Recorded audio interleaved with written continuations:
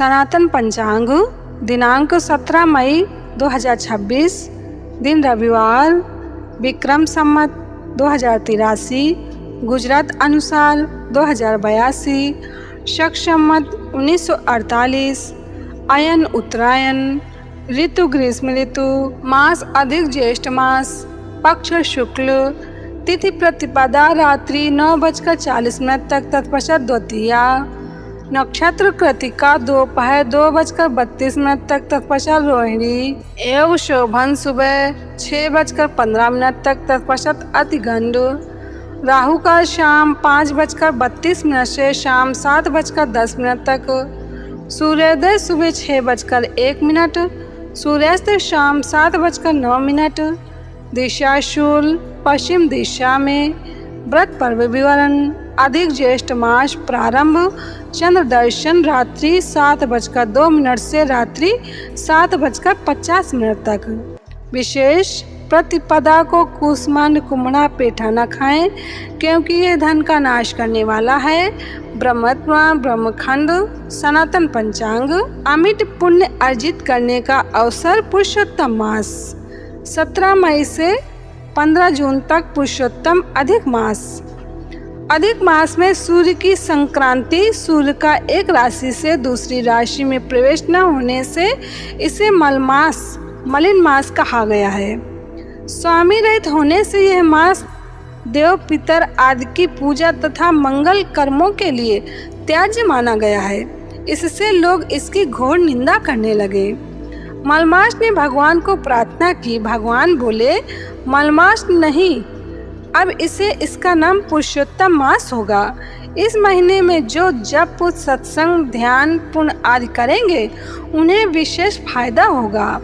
अंतर्यामी आत्मा के लिए जो भी कर्म करेंगे तेरे मास में वो विशेष फलदायी हो जाएगा।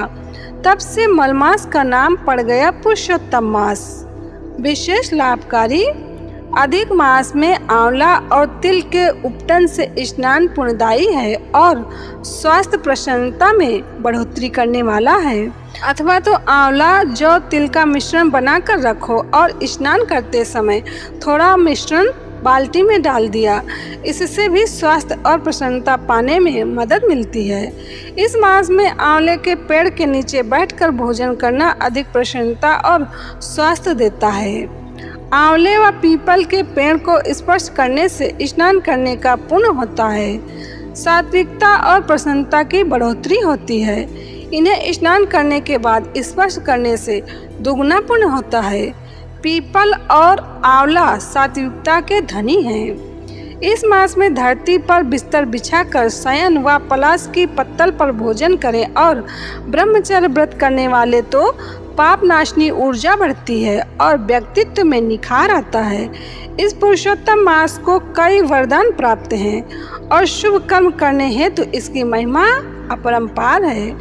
अधिक मास में वर्जित पुरुषोत्तम मास व चतुर्मास में नीच कर्मों का त्याग करना चाहिए। वैसे तो सदा के लिए करना चाहिए, लेकिन आरंभ वाला भक्त इन्हीं महीनों में त्याग करे तो उसका नीच कर्मों के त्याग का सामर्थ्य बढ़ जाएगा।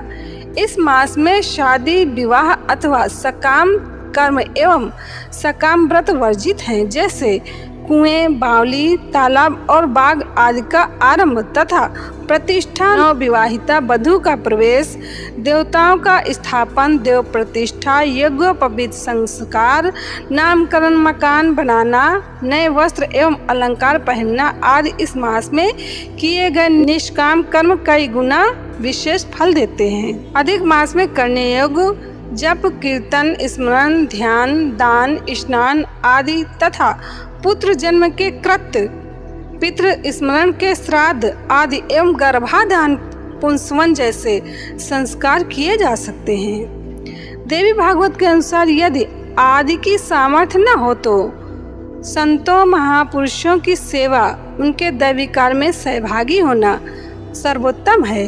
इससे तीर्थ, तप आदि के समान फल प्राप्त होता है।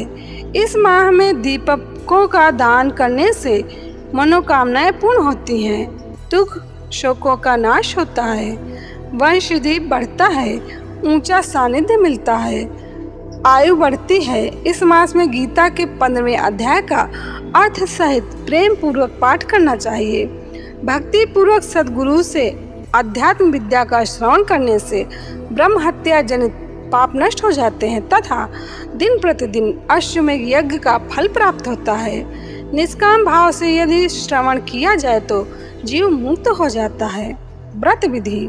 भगवान श्री कृष्ण इस मास की व्रत विधि एवं महिमा बताते हुए कहते हैं, इस मास में मेरे उद्देश्य से जो स्नान ब्रह्म मुहूर्त में उठकर भगवत स्मरण करते हुए किया जाएगा, दान, जप, होम, गुरु पूजन, स्वाध्याय, पितृ तर्पण, देवर्चन तथा और जो भी शुभ कर्म किए जाते हैं वे सब अक्षय हो जाते हैं। जो प्रमाद से इस मास को खाली बिता देते हैं उनका जीवन मनुष्य लोक में दारिद्र्य, पुत्र शोक तथा पाप के कीचड़ से निंदित हो जाता है, इसमें संदेह नहीं है। शंख की ध्वनि के साथ कपूर से आरती करें। यह न हो तो रुई की बाती से ही आरती कर लें। इससे अत्यंत फल की प्राप्ति होती है।